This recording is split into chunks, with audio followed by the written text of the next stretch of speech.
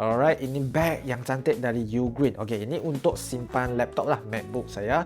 Okey, lagi satu bag yang saya pakai waktu travel juga. Yang ni dari Ugreen juga, nampak tak? Dari Ugreen.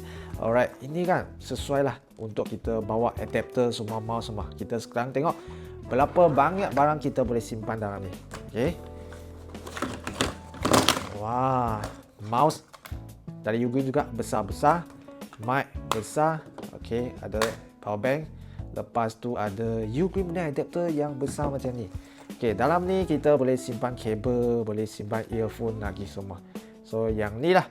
Kita tengok kualiti dia memang cantik juga, macam leather, ada logo dekat depan, ada logo dekat jeep dia.